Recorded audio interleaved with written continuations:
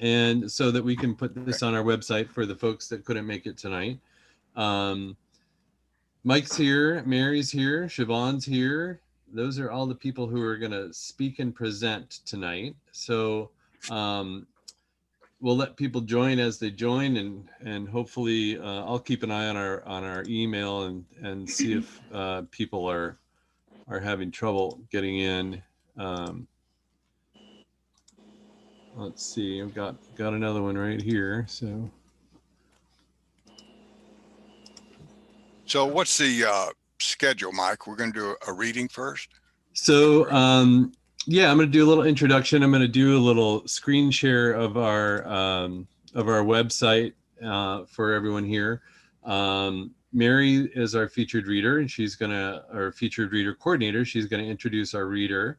After that, I'm going to introduce you, Mike, and then you talk. And however you want to manage it, if you want to have people ask questions as you go, or if you want to do it in the chat, I'll keep an eye on the chat for you. But I'll let you figure it. I'll let you tell people how you want it to go. Okay. So first of all, welcome everyone. Thanks for coming. I'm glad you made it. I hope everyone is well and healthy and managing their sanity, and hope everyone's getting a lot of writing done in this this quiet time. We're living in interesting times, right? So I'm going to do a quick screen share. I'm going to show you our website. So we're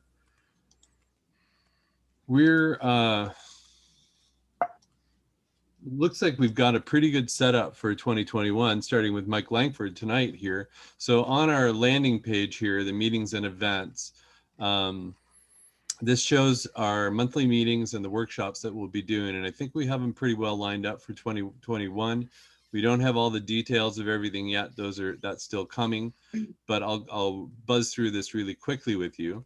Also on this right side, next to Mike here, these are the events that are going on that we know of in Central Oregon as far as writing. There's some readings. There's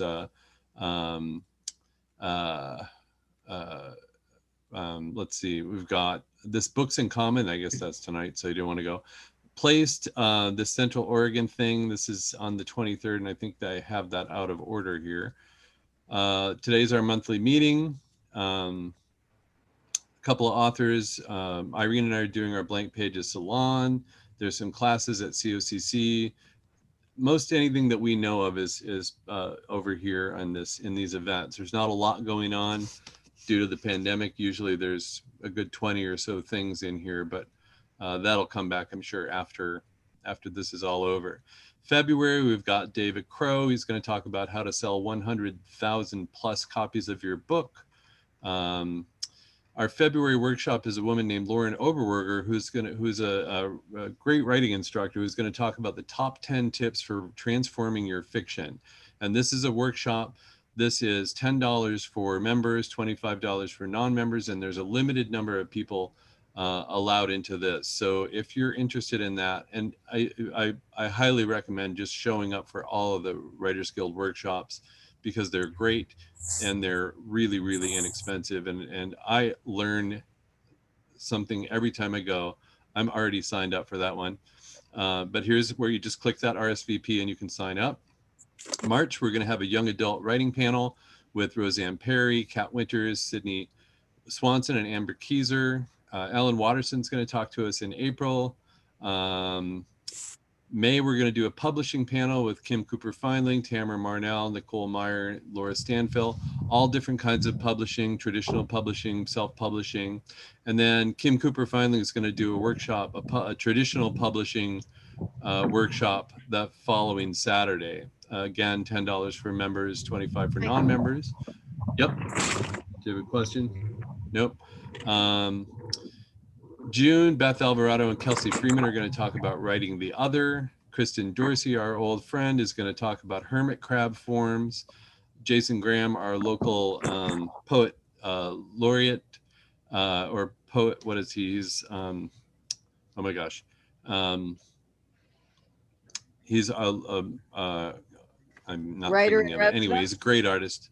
Yeah, but he's got a name. He's an official thing here in Bend.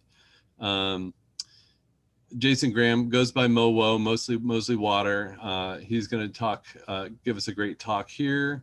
August, we've got another workshop with Dina Chadwell, Sonnets and Villanelles. Jamie Shanahan, local poet, great teacher, poetry and lyrics. Alan Santasiros, October, and then Sarah Sear in November. And then we've got I have this almost lined up, the November workshop. That's going to be a good one, and then December we'll do our annual meeting. So that's what you got going for you as a member of Central Oregon Writers Guild. A bunch of really good stuff this year. It'll be great if we can get back together in person at some point over the course of the year, but we're going to keep plugging away with this virtual thing we're doing until we get it figured out. So that's all I have. If anybody has any questions about anything, feel free to use the chat, put questions in the chat.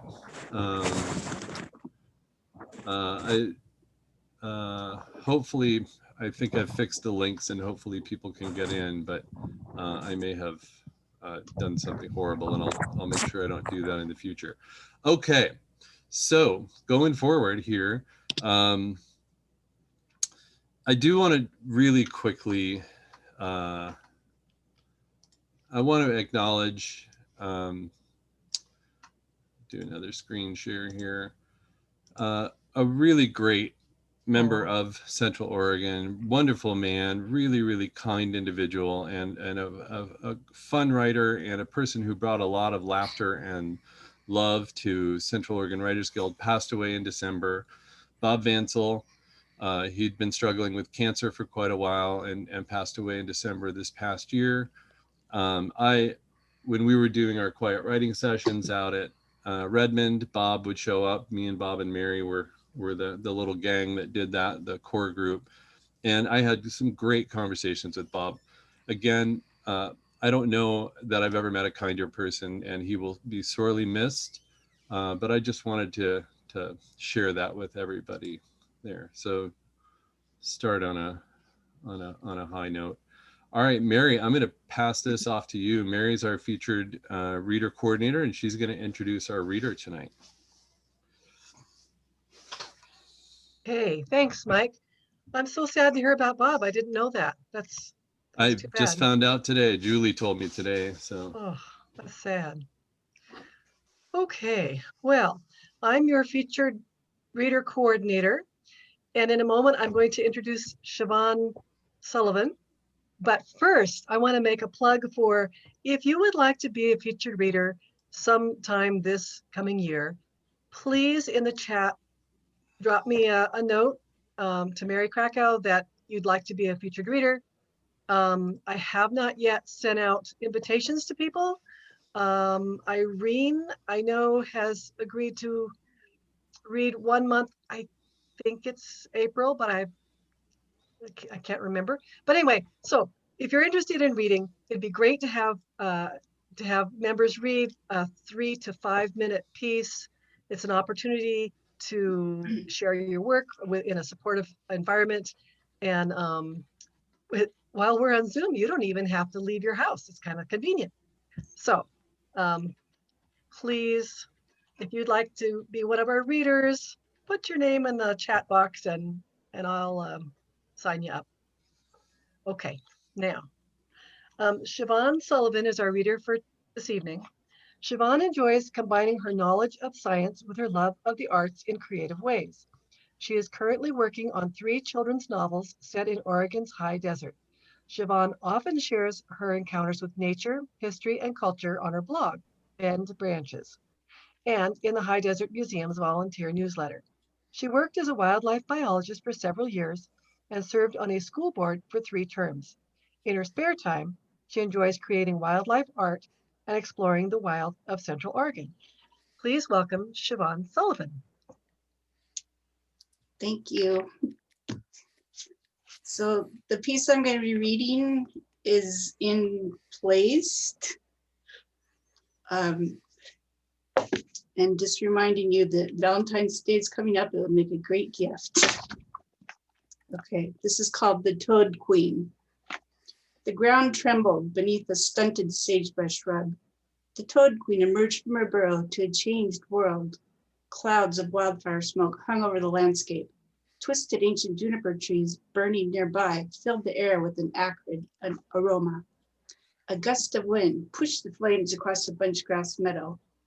The great basin spadefoot toad gazed at this new world through her golden slitted eyes. Sand tumbled off her pale green spotted back. The Toad Queen stretched out a hind leg and shook soil off the dark spade on her webbed foot. Her sharp spade helped her dig a deep burrow in the gravelly desert terrain. A tall larkspur plant stood near her burrow in a patch of smoldering bunchgrass. Its purple trumpet-shaped flowers drooped in the blistering heat. A meadowlark perched on a bitterbrush shrub and sang to the Toad Queen. Dusty gray ash muted the brilliant yellow of his breast. He stopped in mid-song, interrupted by a fit of coughing, and then flew toward clearer skies. What happened while I slept in my burrow? Toad Queen said. She glanced around at the bleak landscape.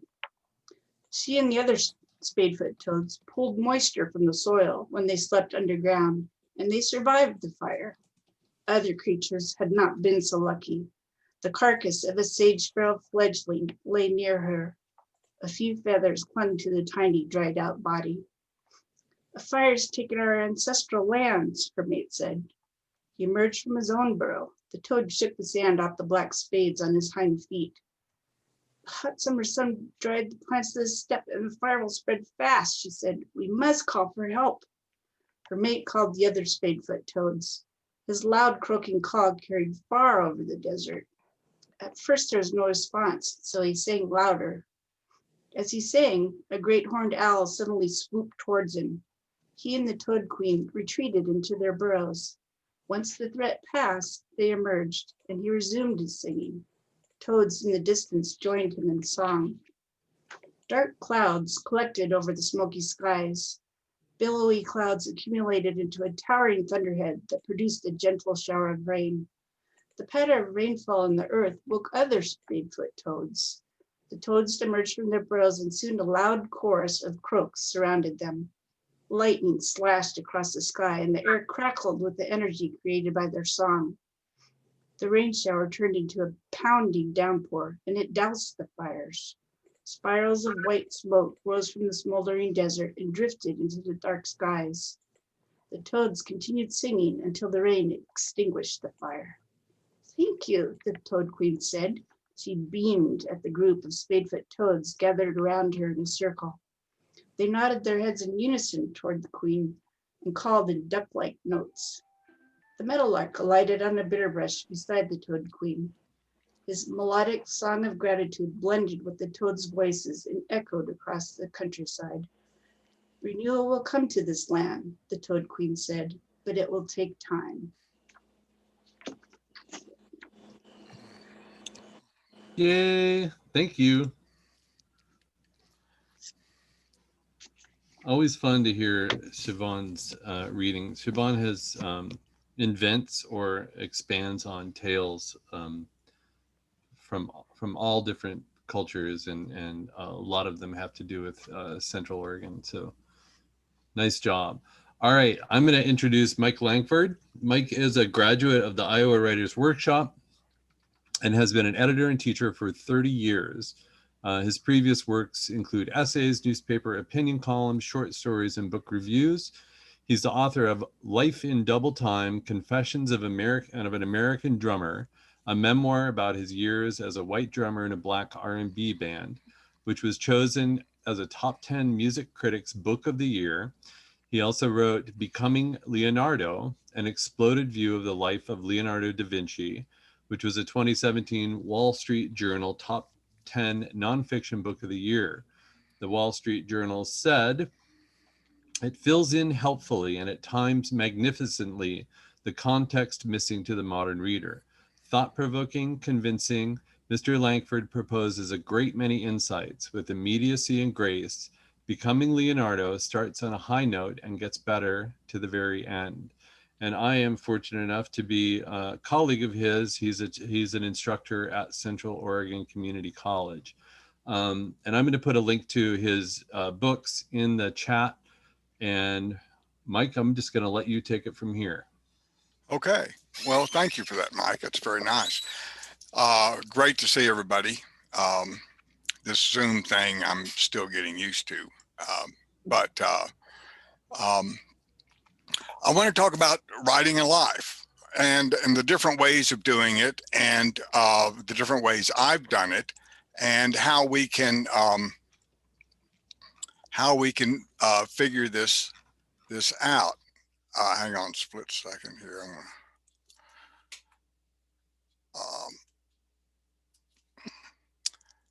move my note. So the question is, how do you write a life? There are a lot of different kinds of lives, and there are a lot of different books out there on writing a life. What I'm going to tell you is what I've discovered, what works for me. But there are a lot of good books out there, and one critical thing to know is that one size doesn't fit all. This is one book that I can recommend. It's the Mary Karr book. She lays out several different ways of writing memoir that she has utilized in her classes. I think she's at Syracuse. But frankly, I have a sense of tremendous constraint around Mary Karr's memoir. This is her Liars Club. If you haven't read it, it's a wonderful memoir, but it follows a certain kind of pattern. If you ask where she's coming from, she's telling her life story, but it's opening at a moment of crisis. You're in the moment of crisis for some duration, then she pulls out, you get a little situational explanation of what's going on, and then she's back in it. So it's very cinematic. The reason I point that out is because not everyone is trying to write a movie about your own life. And so if dialogue, if unexplained situations, if fictional presentation seems to stymie the writing of a memoir, the good news is there are more ways of writing a memoir than are conceivable. So just briefly, you have your traditional memoir, which is Charles Wright. Yeah, Charles Wright. This is probably one of the originals, Black Boy. And it's a tremendous book. It opens so powerfully. It's much like the Mary Karr model, and she likes Charles Wright a lot. So it opens with a crisis, an event. Little kid sets the house on fire, burns it to the ground, and then what happens afterwards. So you have this sort of what you might call the catapult approach. Mary Karr follows it, open in a crisis, and then play it out. But unless you want to write a lot of dialogue, and that presents a problem for a lot of people, because dialogue in a memoir has to be recovered. It pretends, in one hand, to be an actual rendition of what happened. But on the other hand, it's obviously difficult to recover verbatim dialogue, all of the details. Memoir, it's important to remember, is an act of memory. It's a story as it's recovered. And that offers a lot of opportunities and a lot of limitations. The key thing about a memoir, a true historical kind of memoir, is that it comes out of your life. The materials are entirely authentic to you, if only because it's only what you remember of an event. Memory, of course, is slippery, but what sticks with you? The things that matter tend to stick with you. And the things that drop away tend not to be all that important. Now, Mary Karr talks about talking to her sister a lot. Other writers will consult their immediate family to be reminded of events and things like that, all of which is good. But it's easy in this age of the internet to absolutely overwhelm the reader with information. So what I don't advise doing, and I suspect I'm stepping in it here, but the first thing I'd advise if you're contemplating writing a memoir, an autobiography, a family history, a biography of someone else, or to help write the memoir of someone in your family. You're writing it for them. All of these things have different strengths and weaknesses, but they all basically function the same way. And that is to tell a story and to catch the person up in the drama of a life, the struggle of a life. So what you don't want to do is turn it into an info dump. And what I see a lot of is people, when they start to do their personal history, will want to get into the family history. And then once they plug in Amazon or Ancestry.com, they have more relatives than they ever knew of. And the temptation is going to be to pursue that stuff. If it's not immediate in your life, if it's not something that you've been living with, then it hasn't shaped you. And you're going to get outside the frame of the story. It's very easy to do that, and it can be fascinating to do that, but it's not your story. I see most of these things bogged down after a while because there's no narrative there. There's an enormous, fascinating info dump, but it doesn't go anywhere. Where it starts going somewhere is when the first person narrator steps into the story and moves it forward. So how best to do that? Generally speaking, when you put together a memoir, and let me for a moment point out the difference between them. A memoir is the story of a slice of life. An autobiography is the complete life. So a slice of life, in the case of my my music book, is only about things connected with music. Buying my first drum set, getting lessons, learning to play, garage bands, all that sort of stuff. And that's, it takes it up to about age 25, from age 14 to 25. And reading the memoir, you would have no idea probably that I was also in college, that I had different girlfriends, that there was other stuff going on in my life, because it's a memoir. I'm currently writing an autobiography.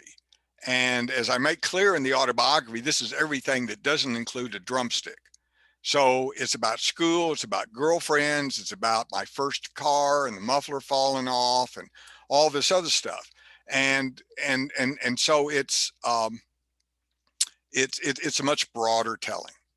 It allows me to talk about my mother, my father who died when I was 10, my brother who was in all kinds of trouble, and just the difficulties of growing up in southwestern Oklahoma when I did. I was born in 51.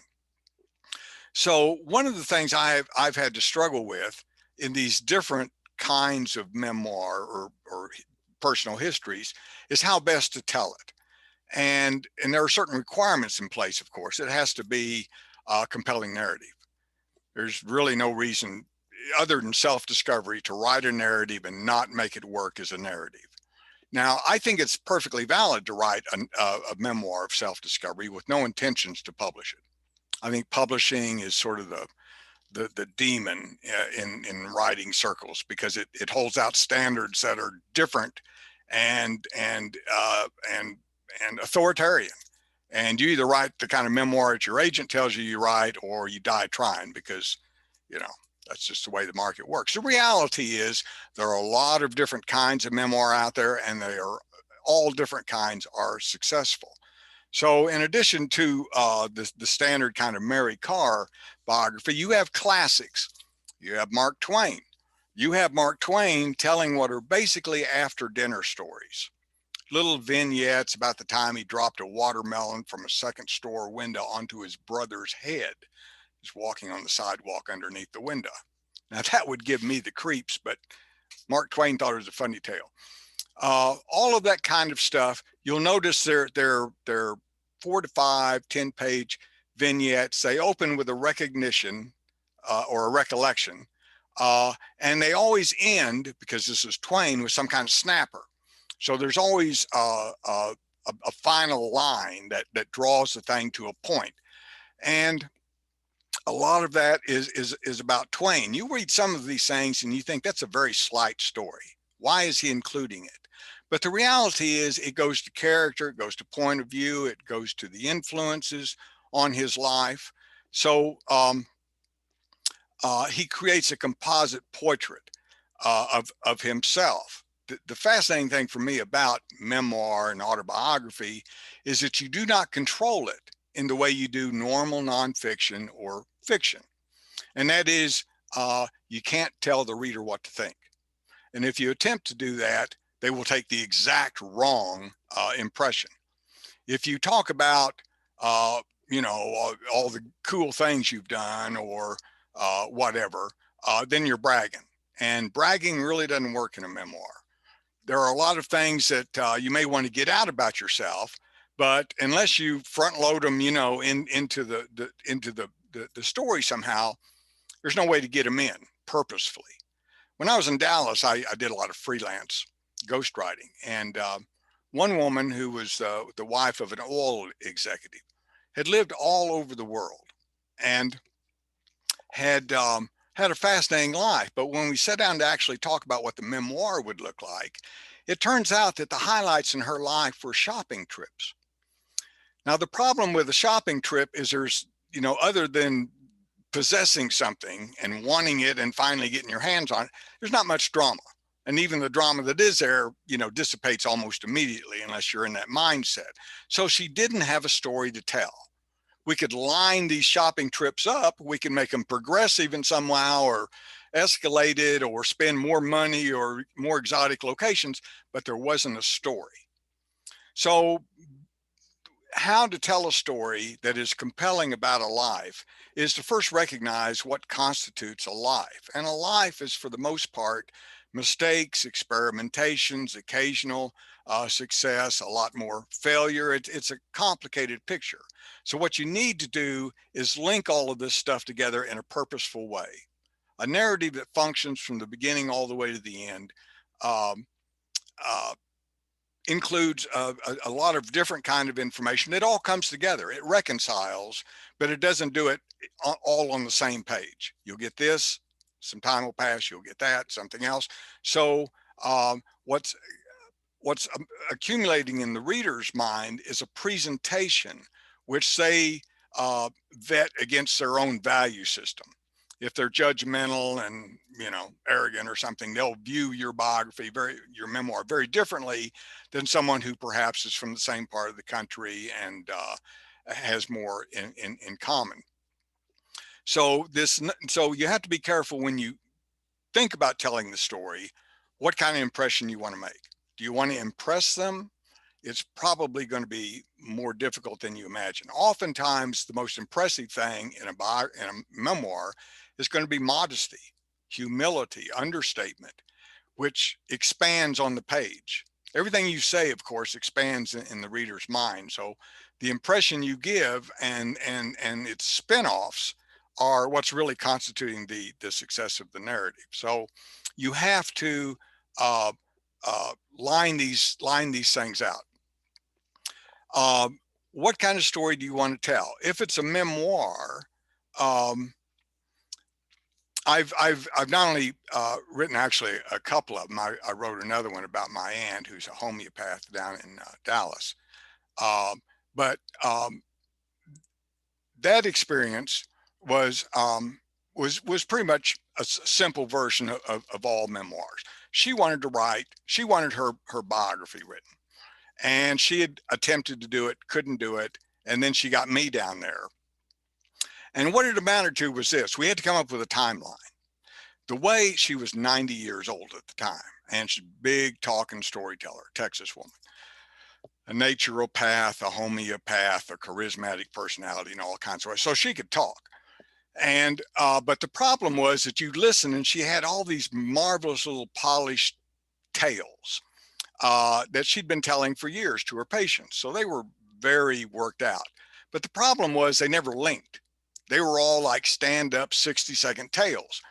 And so what I got when I sat down with the tape recorder was that, all these little tales. But then the problem became to put them in sequence. And then to figure out what context they occurred in, the circumstances around it. And a fascinating thing occurred. she told all these stories. Now, she's the hero of every story. She tells a story about, oh, when she was 20 years old, this is in the probably late 20s, early 30s. She gets a job selling mix masters or some kind of kitchen utensil. And she is the #1 salesperson in North Texas. She gets to meet the president of the company. It's a big deal. But as with all this money she's making, she buys a Model T Ford. She says it's the first one in Fort Worth. And she got a man's tuxedo and had it fitted for her, so that when she drove down the street in her convertible Model T with a high hat on her head, a top hat, she had to hold it on because she was going 15, 20 miles an hour. Just blow your hat off, this is high times. Young woman, coming into her own, showing some style and all that kind of stuff.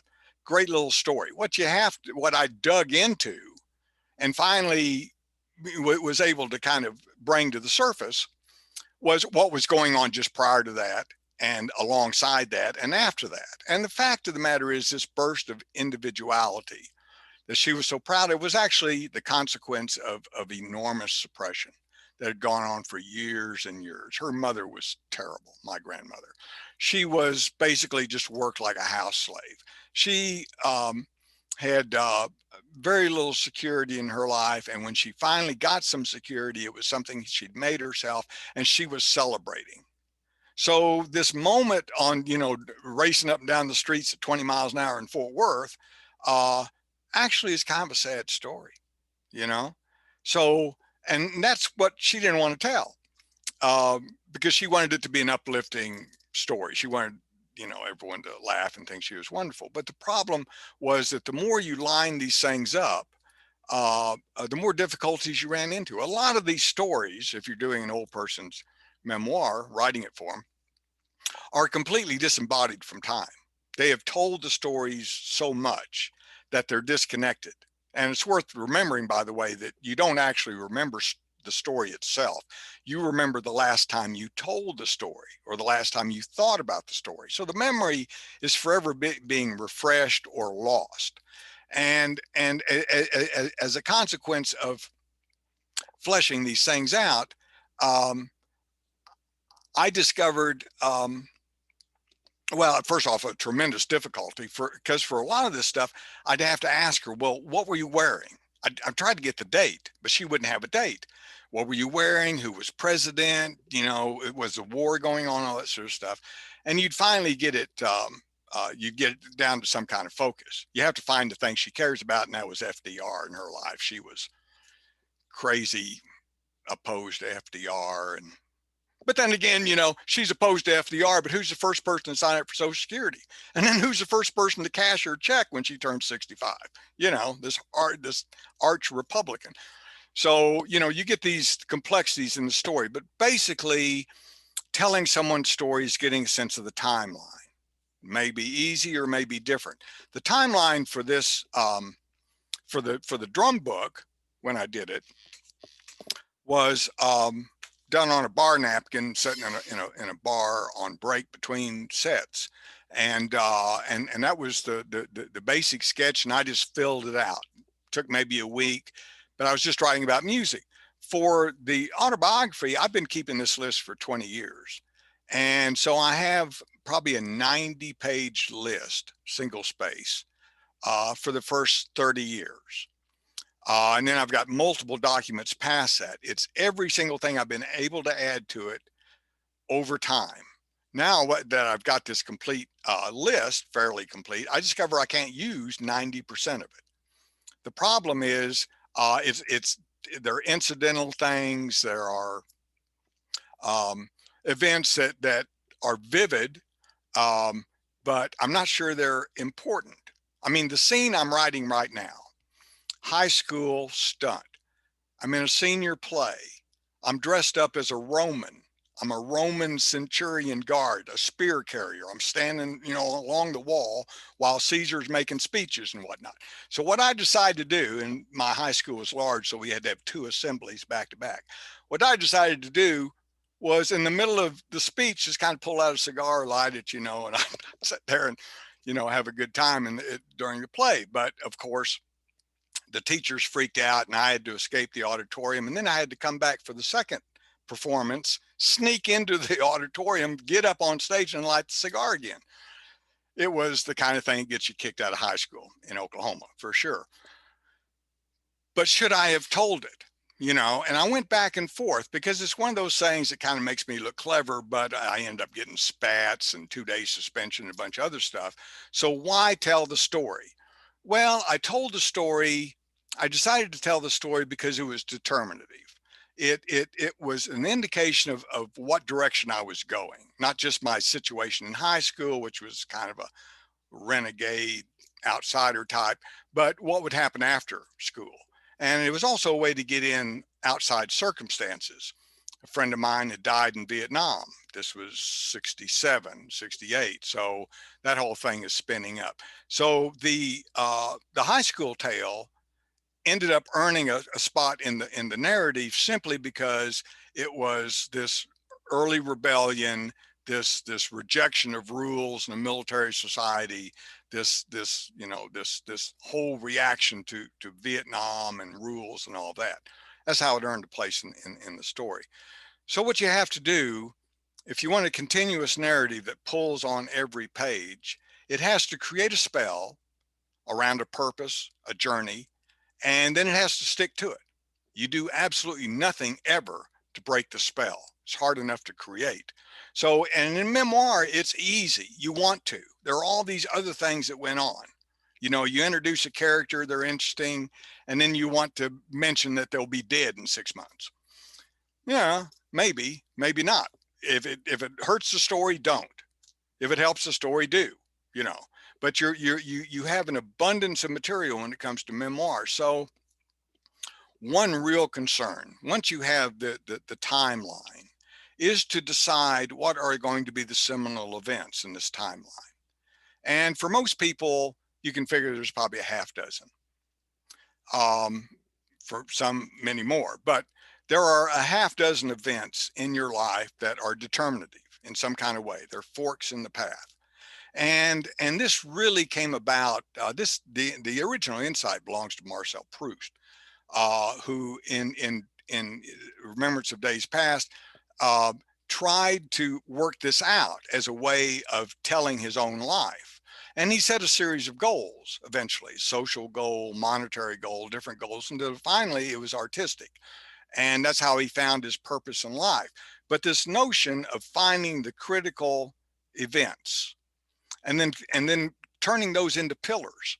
If there are 6 critical events in your life, your first marriage, your second marriage, your decision to, become a potterer instead of an accountant, whatever, these critical events that happen in your life are the decisive events. And they're decisive not just because they sent your life one way or another, but they're decisive because you made a decision.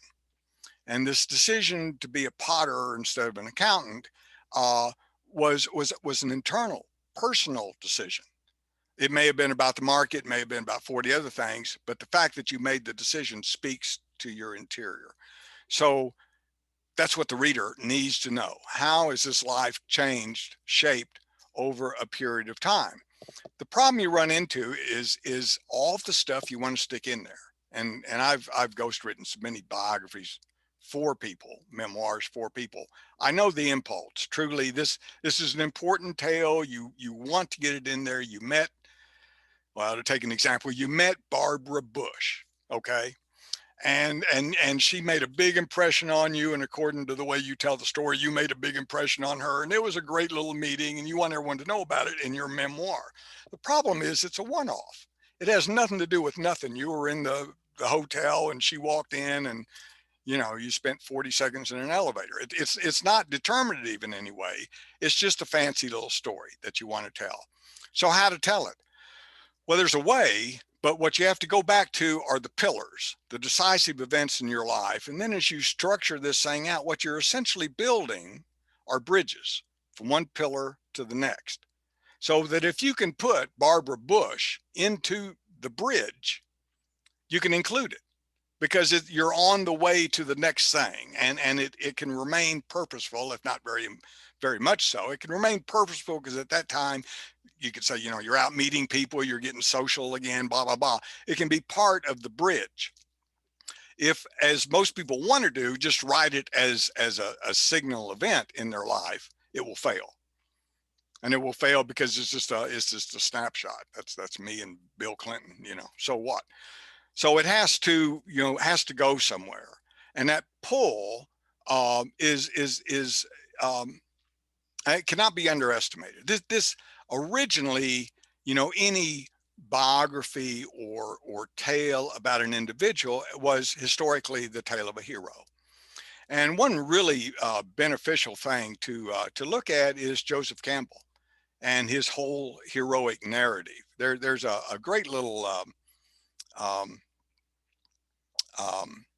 YouTube video. It's called Finding Joe.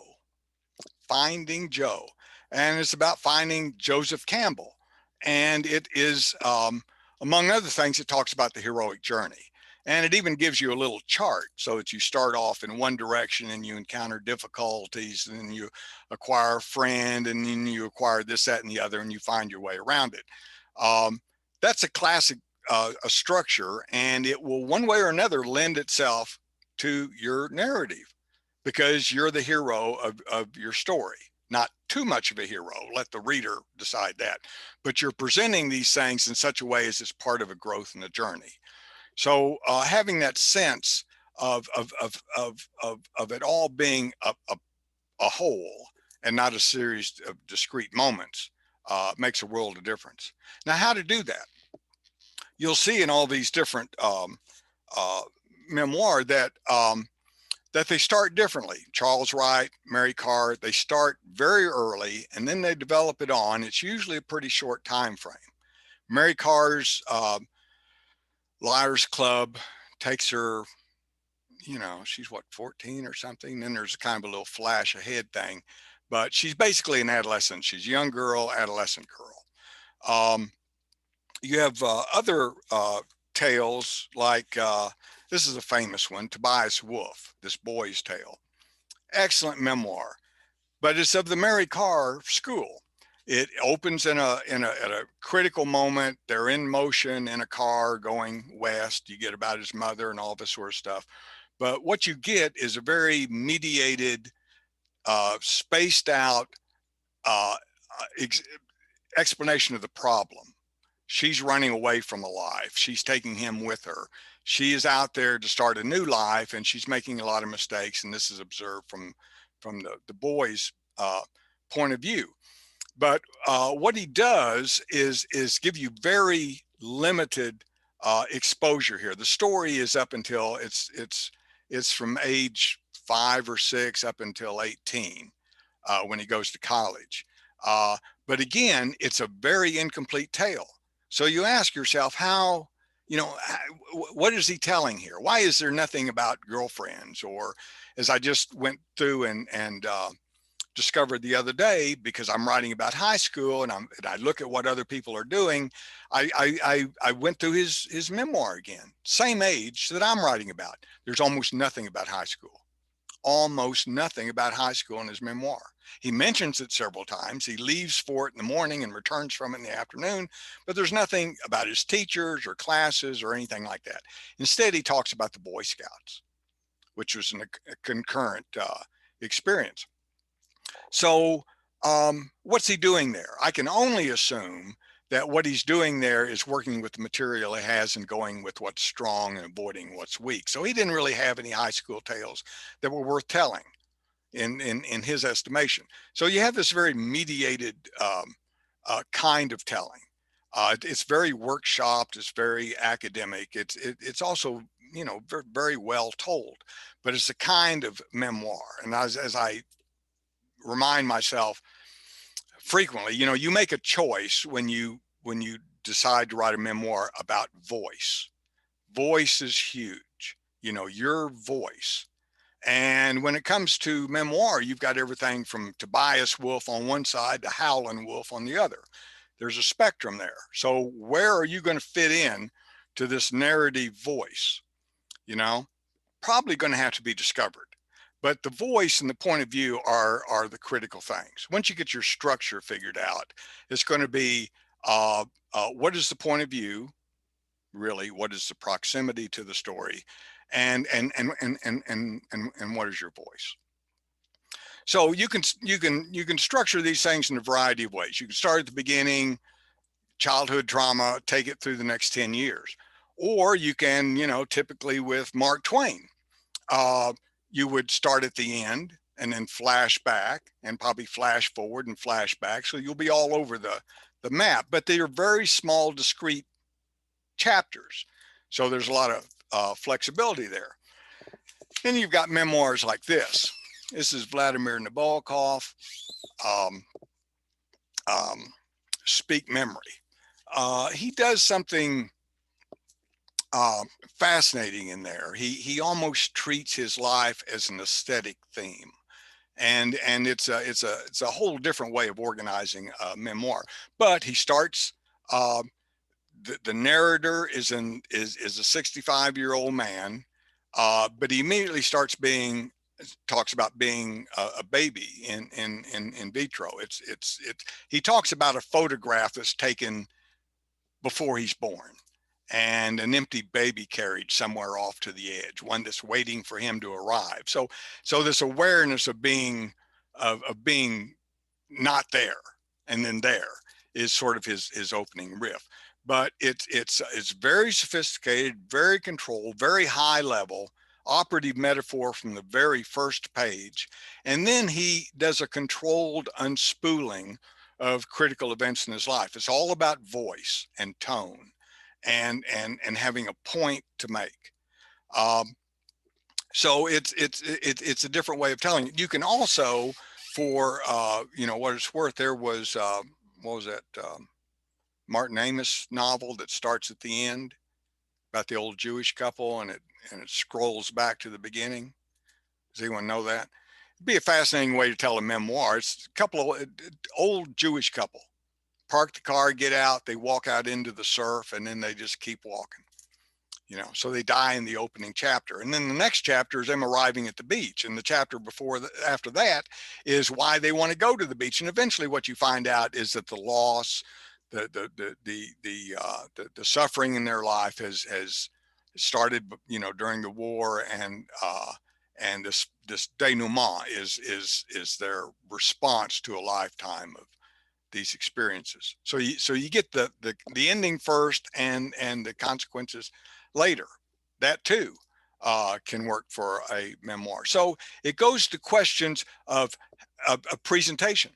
Do you want to tell this, then that, then the next thing, and find links to make all these things sequential and causal and all that? Or do you want to, you know, do you want to tell a story about the highlights of your life, and without so much perhaps of a literary focus as it is for family or friends or something like that?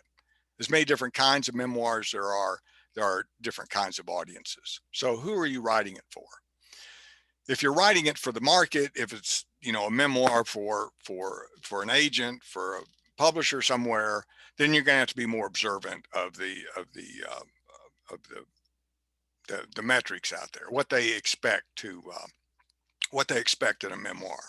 And that can be a real conflict as well, because the Mary Karr kind of memoir is very popular. A lot of agents, editors just really want to copy the last success they're familiar with, so they're going to want your memoir to look very much like that. But here's the problem. There are different kinds of memoirs. This is Edward Said's memoir, Out of Place. It's an intellectual memoir. It doesn't start with an opening scene and a fight with his sister and that kind of thing. It starts with not really knowing at the age of 40 who he was, and examining back in through his time in Palestine and Cairo and these different places he grew up, what it meant to be a Palestinian at a time when Palestine was evaporating, disappearing. So it's a very high end, like the Nabokov memoir. It's a high end intellectual memoir, but it's all about identity and all the things that have confused his identity. The things his father did that were confusing to him, or his mother, or the fact that he couldn't find, his name is Edward Said, but he can't find any relatives with the last name Said. You would think that'd be a real clue, but it turns out it's a made up name. And it took him 20 years to find out that it was a consequence of being a refugee family, that his grandfather changed the family name so as to start over again, that kind of thing. But it goes to your personal skill set. Some people love dialogue. They love the back and forth, like Mary Carr. But that's not the only way to do it, and that's my point. You have books like this, which is Gabriel Garcia Marquez, Living to Tell the Tale. 100 Years of Solitude, Love in the Time of Cholera. Guy got a Nobel Prize for literature. He's a fabulous writer. But he will tell you, and you'll see in his memoir, that he doesn't do dialogue. He's never done dialogue. He hates dialogue. He's done it in a couple of novels, but he struggles to do it by his own admission. Love in the Time of Cholera has probably more dialogue than most of his novels, and you'll find it in little snippets. It's almost always description and exposition. So 100 Years of Solitude, it is all narrator. It's a campfire tale. So, what is your particular skill set? Do you want to do dialogue? Do you remember dialogue? Is dialogue what really works for you as a writer? Then you're going to write a memoir around dialogue. And if that's not something that is natural for you, the mistake would be for an agent to say, you'll never sell a memoir unless it looks like Mary Carr. It's got to open up like a movie. We've got to be able to follow the characters. It's got to do like that. And my point is simply, there are successful memoirs that are very different. And what it really comes down to is the page. If it's compelling, if the person can't put it down, it doesn't matter if it's right to left or left to right. It is a compelling narrative. So, there's an argument, not for originality for its own sake, but originality as a way of getting as close to that vital spark, that telling spark, as you can possibly get. Because the whole effort of writing a memoir is going to be a restart. If you got a page a day, you're going to have to reboot your enthusiasm for this thing at least 300 or 400 times or more. So what brings you back to the table? What is it that fuels this memoir? Because you either got the energy for it or you don't. And I can tell you with when the music memoir, Life in Double Time, what motivated that was all the nonsense that I felt like I was arguing against. I felt like a truth teller in a room full of con men. So the point there was to tell the reality about being a musician, being on the road, and all this kind of stuff.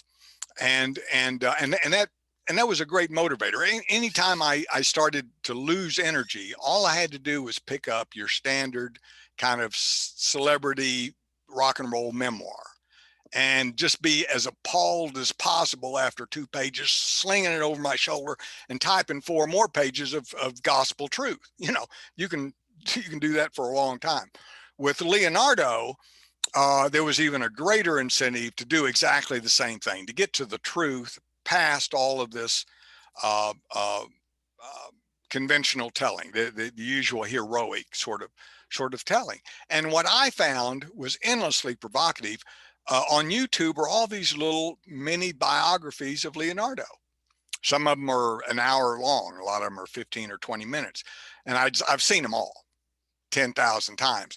But when I was feeling like I just don't want to do this anymore, I would punch on one of those YouTube videos And usually within about 6 minutes, I'd be yelling loud enough for the cat to jump up off my lap, hiding in a corner, and I'd go, oh, we can't go on like this. So we type some more pages.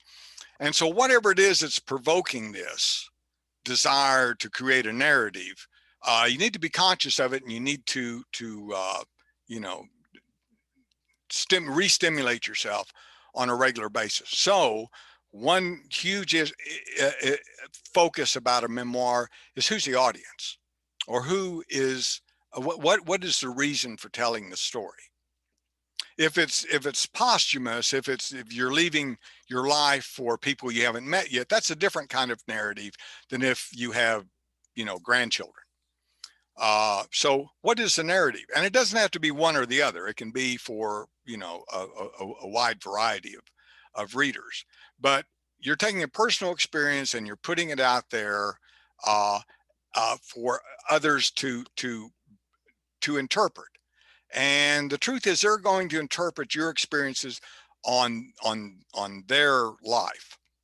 If you do something awful, like Garcia Marquez, it's an amazing thing. You admired this guy, and all that, but it turns out as a teenager, he was a thief, and he was a bad thief.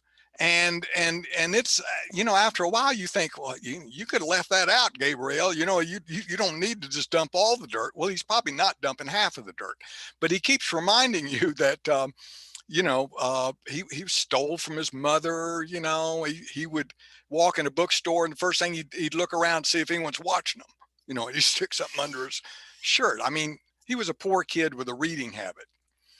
But what it means, of course, is that he has grown from something to something.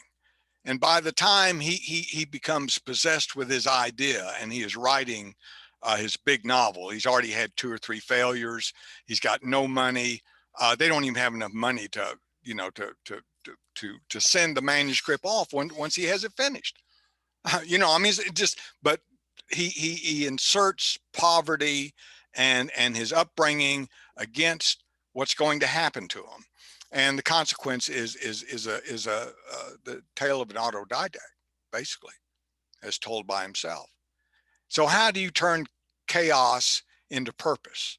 Or as they say in the blues world, how do you turn pain into poetry?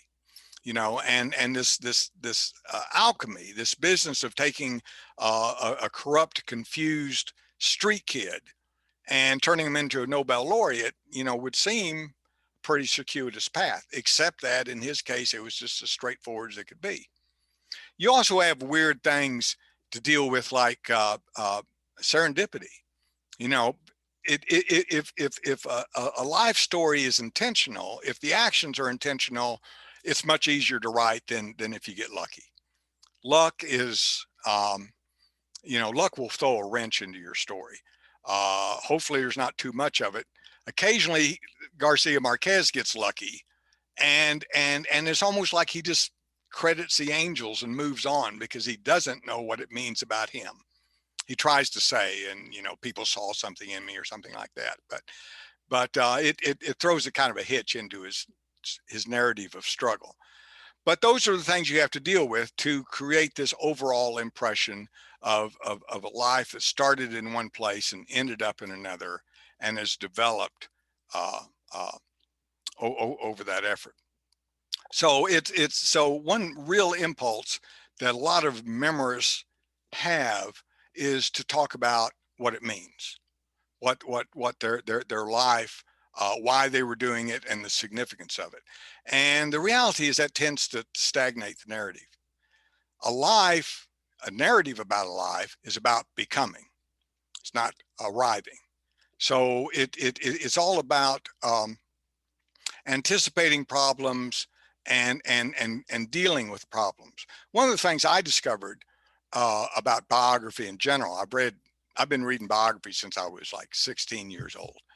And I tend to read a bunch of biographies on the same subject, and then I'll read everything else about the subject and exhaust the subject and then move on to another subject. I started with Leo Tolstoy and then moved to Dostoevsky and then moved to Melville and a bunch of different things, but I exhaust the subject and move on.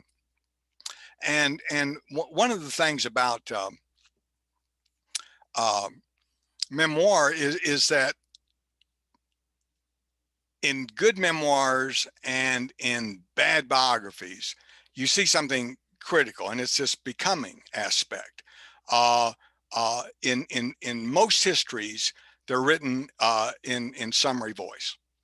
They state the fact, and they state the sources for the fact, and then they will include some incidental details like someone else thought differently, but they're always speaking in summary voice. Lives are not lived in summary voice. You know, you see it in novels. You're entering a situation you don't know, and it has to be discovered as you get into it. So the point of view is one of moving forward into the unknown. Most biographies are written from the known world of what it resulted in, and then what happened that led up to it. You see, which steals all of the real drama out of the thing, but most importantly, it prohibits you from asking questions. If you state the fact and then the causes for the fact, you're really just outside the narrative. But if you ask the question, why would someone abandon his family, you know, at the beginning of a career and go someplace he's never gone before, is to ask the question he was asking himself. Why on earth should I leave what I've got and go someplace where nobody knows me? It's an opportunity to ask the question, and then all of a sudden different information comes in. You've opened the narrative up to everything else that's going on in Leonardo's life or in your own life. So the critical thing is to keep an open, forward-moving narrative that engages not just the reader, but it allows you a lot more latitude as a writer.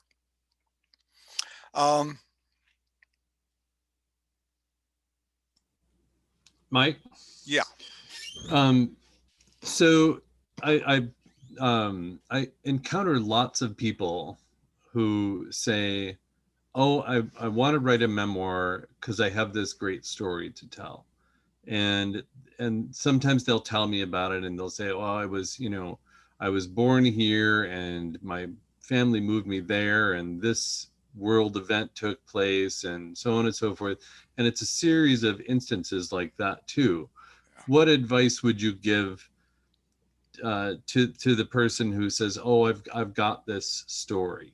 Kind of the elevator speech to the person who wants to share that. Well, it's about the audience for a lot of people. We don't all mean the same thing when we talk about writing a memoir. So if you're writing something for your kids to explain how it is they end up growing up in Bend, you know, it's one kind of narrative as opposed to the story of the Smiths and how they arrived here from Ireland and eventually made their way to Oregon. So, I mean, the short answer, Mike, would be this, that they have to have a purpose. If it's a series of incidences, then they won't add up to anything or not to much. But if there's a sense of the end of the journey, if there's a sense of I've done okay, this is a life well lived, and I'd like to tell about it, then we have a purpose. And it's all the events leading up to that, or regrets or whatever. But it has to be, you know, there has to be that bright white line moving through the narrative. That single focus. It's everything, you know, it's like a thesis-driven essay. I tell my students, you can tell it's a thesis-driven essay because you can open it at any page and do a blind stab into the page, and whatever sentence your finger lands on is connected to theme. One way or another, it's an example or refutation of something, but it all goes back to theme. And so you have to have something thematic in the memoir. The critical thing there is to make the most of the writing effort. If you write into it, and this is not unusual and it's not certainly wrong, but if you write into it and you get off into the weeds and you find out my material is not drawing together, then by that way, you'll discover the need for a purpose. And then you'll go back through and you'll separate this stuff out as purposeful or incidental, and then you'll reimagine the narrative along those critical lines. The other thing to remember is that we think of memoirs as covering a lot of time, you know, like 10, 15 years, 50 years. But the reality is it can cover a year. So if the story you're telling about yourself can be encapsulated in a year with all the necessary flashbacks to explain it, that could well be an easier way of telling it. So it all goes to the material and the individual. How much, what do you want to get out of this, and how much energy do you want to put into it? And there's probably, just as a complete sidebar here, a real role for editors and ghostwriters, because a lot of people are not going. They want to write this. They have an audience for it. They're determined to get it done, but they really just don't have the chops or the time. So what you may well do is record it, talk it into a tape recorder, or just sit down and come up with some kind of timeline. Or if you really just, don't know how to start, find an editor who has worked with someone before. And the very first things they're going to tell you are the things that I've been saying. Okay, what's this about? And what do we want to include? And what years are in, and we'll get a timeline and we'll figure out how to tell it. And a lot of people do much better that way. It's also not unusual. This happened a lot when I was in Dallas. That I was teaching at Southern Methodist, nonfiction memoir writing, that a lot of people already had a first draft. And so they got into, they discovered trouble on their own. And then they took the course to figure out how to fix it, only to decide at a certain point that, I'd really like to hire someone to help with this. And you come in as an editor, if there's a first draft already there, then essentially, you're amplifying and editing and that kind of thing. But what the editor brings, oftentimes writers might not have, is wide reading. As I was just saying with all these examples, you know what a memoir can do after you've seen what they have done. And so if you're a certain kind of writer and you're finding it difficult to get started, it's probably because you don't have a good example. And once you find that perfect example, and for me, starting off as a kid in Oklahoma, it was Mark Twain, and it was Mark Twain all the way through grad school. And after I'd read all of Mark Twain at least 80 times, I just sort of had it in the blood after a while that you move off into other kinds of American voices. But it's that voice that speaks to you. It's part of your inheritance. It's where you grew up. And a lot of people, it's been said to me, well, you're lucky. You grew up in a ignorant, violent part of the country. There's lots of stories down in Oklahoma, and that's true. I'm telling them now. But the reality, the difficulty for a lot of people is that I grew, they say I grew up in a shopping center society. I grew up in suburbia. I don't have a distinctive, point of view here. It's an ordinary point of view. How do I make something distinctive out of that? Well, it just turns out today, Rachel Kushner, is that her name? In the New Yorker, has a memoir piece about growing up in San Francisco. And it's all about working at these goofball shops, all night groceries, or she sold tickets at a strip club or something like that. But she, this all as a teenage girl, but it's really, she's such a wonderful writer. You get this sense of what it was like to grow up lost and confused and acquire an identity out of a junk culture. And so, her lack of material turned it to be a theme, So any story can be told. There's no bad stories, but the difficulty I find over and over with memoirs is finding that angle of attack, the voice, the point of view that allows you access to the material. And then once you have that, then the story really comes at you quick. So maybe we can take a few minutes here and ask Mike some questions. And if you want, you can ask him in the chat, or you can just unmute yourself and fire him out here.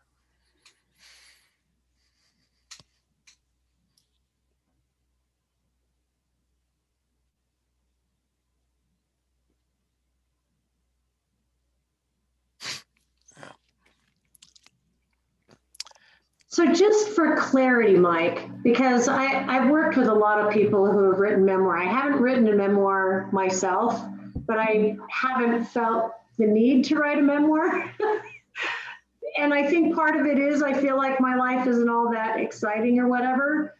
But usually when I'm working with, because I'm an editor, and usually when I'm working with writers who are writing a memoir, we sit down, and even if they've already written the memoir, we sit down and work out the different kind of what you were talking about, pillars, and what the theme is first. So, I mean, am I hearing you right that you're saying figure out what the theme is first so that you can work in whatever your experiences are to that theme? Because I feel like when people just write a bunch of scenes and whatever, they have to have the clarity before they start, or even once they've written it, to come up with the clarity once they've written it, so that when they revise it, you know, there's some kind of story arc, like a real, because we're all about storytelling, right? I mean, that's where the hero's journey comes in. So is that what you do with your students as well? I mean, am I hearing that right? No, you're hearing it right. But the problem with advice is always, the best advice is not always the most realistic advice. The most efficient way to write a memoir is to write a purposeful memoir, being aware of the themes and the critical events in your life. But how many people know those things? So the process of discovery is going to be one of thrashing around and getting confused a lot. So frequently you have to try and fail before you even really know your material. I suspect that was the Tobias Wolff experience, that he tried and failed to write about high school, and eventually has decided he didn't need to put it in there. So I think it's you know, writing is a species of energy. Writers, you know, it's just incredible. It's still incredible to me how much energy it takes to produce a book-length manuscript, and how many ideas it takes. You know, I as a musician, the miracle to me was always, you know, 2 ideas. If you had 2 good ideas, you had a hit tune. That was it, a chorus and a hook, and you've got a hit tune. 3 ideas, and you've got an epic, you know, hit. Any decent prose probably consumes 6 or 7 ideas per page, you know. So you're operating at a much more intense level. And that all is by gradation. You know, you get there through subsequent drafts. So the first one is going to be confused and lose all kinds of direction, but that's really, you know, like Shakespeare said, direction by indirection. It's kind of like, you know, after you found everything you don't want to do, what works? And then why does it work? You know, if the writer does better with action stuff, and say they're a smoke jumper or something, then you're going to want to limit it to action scenes and minimize the off-season kind of stuff if it's a memoir. But then again, if it's, you know, if they have different values, say they're all about people and relationships, and they do a good job of characterizing people and things, then it's going to emphasize that. So part of the problem is finding out what your particular skill set is, and then adapting that to what's out there. But the process, what you're asking about, is enormously confusing. You know, the efficient answer is to figure out your theme and write to it. You know, but that's not the discovery process. It's akin to how we learn things in class, by the way. You know, it's this business of, you know, you start off with a definition, and then you explain what the word means, and you give a couple of examples, and then you get into a discussion of the thing. But that only happens in classrooms, and that's a very efficient way to introduce a subject. In the wild, what happens when you encounter a new idea is you don't know what it is, and then you misidentify it 2 or 3 times. You know, you come up on the creek, there's some kind of furry thing moving around in the mud. What is it?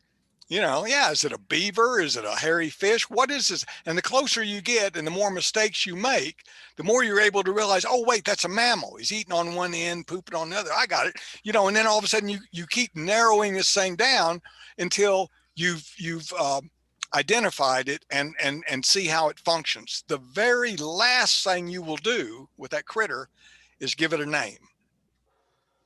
And yet in the classroom, that's the first thing we do, is start off with a definition. So it's, you know, they're different ends of the telescope, how you do it. It's sufficient to teach that way, but it's not how it happens in reality. So the reality is you have to do it the hard way. You have to make all of your mistakes, but then those mistakes become part of the process and even part of the narrative, you know. So being confused and getting it wrong and then getting it right, you know, but you and I are aware of how much enormous energy it takes to get it wrong and wrong again. And then you have someone read it and they tell you, and then you don't quite get it right again. And, you know, and by the time you get your voice and point of view worked out, it's, you know, it's like climbing mountains. But once you do, then after about midway, a third or a midway, my experience is in a memoir, all of a sudden you've got it figured out. And the last half is a whole lot easier than the first half. Linda, Yeah, do you have I a agree question? with that. Well, I was going to say that while I'm not writing a memoir, what you've said today is very helpful in writing a novel, that it's a whole process of problem solving, and what do you put in and what do you leave out. And what I'm hearing you say, whether it's a memoir or in my case a novel, what are the seminal moments that matter, that contribute to the arc or to your character's understanding? And that's a great way to think about, of all the 100 things I could put in this novel, what is it that contributes to my character's development? Now that would be, it's a made up life, but it's a life. but that would be a character driven novel. Yes. Yeah. And there are different kinds of novels, you know, so. Okay, thank you. Different ways of doing it. Yeah. I mean, there are, you know, the Garcia Marquez kind of societal novels, you know, about a society in turmoil. And then you get individual characters, or Tolstoy, who used what he called the peekaboo method, which was general synoptic kind of narration and then zeroing in on a character and their situation and then zooming out and then back in on another character. So you set this different kind of dynamic up. But yeah, it's all I mean, it's all narrative writing. You know, the difference between nonfiction and fiction writing, I think, is oftentimes overstressed. They're both narrative, and they both seem like the same thing to me. It's just, you know, observing the proprieties as you go through. Well, in a memoir, isn't your character yourself? And what you're saying is, what are those moments that drive the character or drive yourself, you know, in a character-driven novel?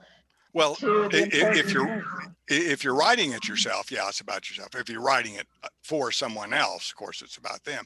But yeah, it's about yourself, and the problem there becomes, I have a huge problem with first-person narration. I've done tons of it, but it just seems so extraordinarily difficult for me, because you try to resurrect the motivation that prompted you to do something, and oftentimes I don't know what that was. You know, I was young and dumb, and I, you know, drove into a pole. But you know, so always having to explain a first person narrator is a lot more work than a third person narration, where people simply do things and you can describe it from the outside. So when you develop, that's what I mean by point of view. When you develop a point of view for a memoir, it needs to be a point of view you're going to be comfortable with. Do you want to explain? Do you want to talk about your emotions? Or do you want to talk about your business successes? Or do you want to talk about, you know, your family, and it's really about everyone else, you know, but you? There are a lot of different ways of writing a memoir. Thank you. How about one more question? Yeah. Anybody? Hi, I had a question about that, I guess, first person. Have you ever seen a memoir written from something other than first person? Yeah. There are first person is actually sort of a spectrum experience. You can have very modest first person on one end, all the way through omniscient first person, say Jehovah or something like that. So recognizing that first person is more than just me.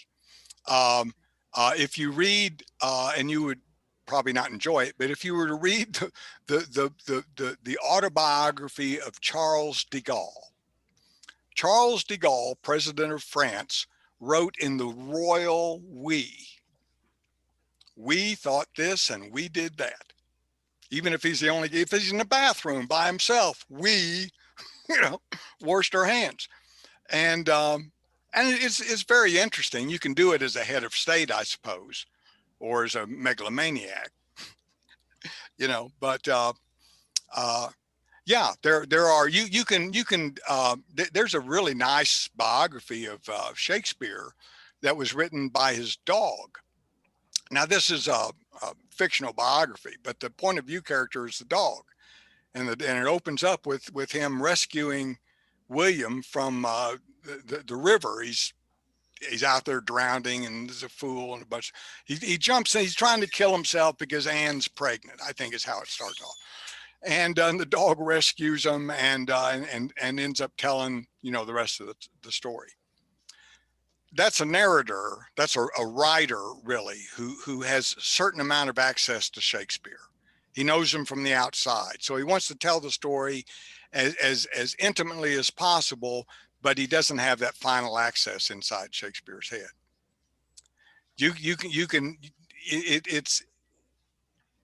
It's possible for you to tell your own memoir from your dog's point of view. You could, and it could be just a gimcrack of a narrative, a lot of wit and all that kind of stuff.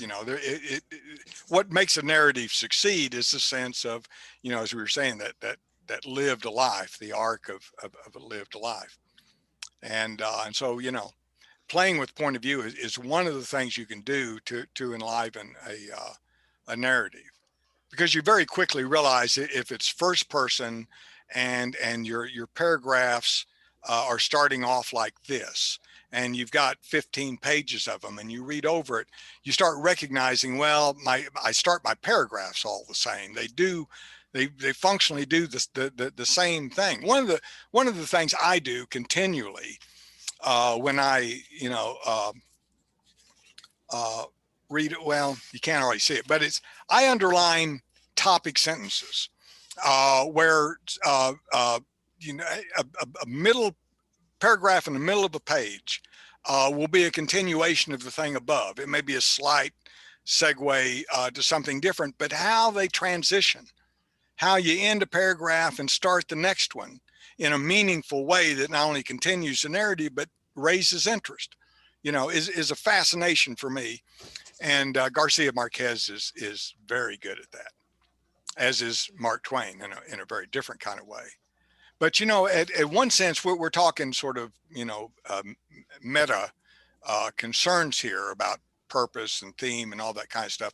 But the real effort is on the page, and it's sentence by sentence. You have writers who write plotted stories. So the plot is what's driving everything. But for a lot of writers, they're writing sentences. And the story succeeds or fails sentence by sentence. So if you write a real clunker, you really can't move past it until you fix it, But then the effort of building sentences that individually continue the narrative on is a way I found to either amplify something or to contextualize something, but it's a way, if you don't know any other way, just write a series of good sentences and they will, pull you through the scene. And then of course you come back and revise all this stuff. That's the other thing about memoir is, endless forgiveness. You get it wrong and you get it wrong, and then you'll get it wrong 5 more times. And about the time you're up against your own personal limit, then, well, you get it wrong again. So you get crazed after a certain point. And then, you wake up and you're in a bad mood and you're saying, I don't want to do this. I don't want to do this. And you pick up a book and all of a sudden someone will say something, or you'll read a little transitional sentence or something. You go, oh, I can use that. I can use that. And then all of a sudden, throw the book away, get back to the deal, because you've got juice for another half a page. So, I right. wouldn't do this to a prisoner of war, to tell you the truth, but it's the effort of writing a book. Mike, thank you very much. Very, very, I always enjoy listening to you. You have some fantastic insights into, and again, this, as Linda pointed out, this was discussion about memoir, but it applies to really all writing. The story is the important part. Before we go, if anyone's interested in being a featured reader, you can put it in the chat right now, or you can email Mary Krakow. And Mary, your email is just, can you put it in the text or in the chat? Also in the chat are the links to Placed that Siobhan read from, Mike's books, Life in Double Time and Becoming Leonardo. And I'm just putting in Bob Vansel's book, April and My Classmates. There's the link there to that. And Mary's email is in there, marykrakow@gmail.com. All right. Thank you all for coming tonight.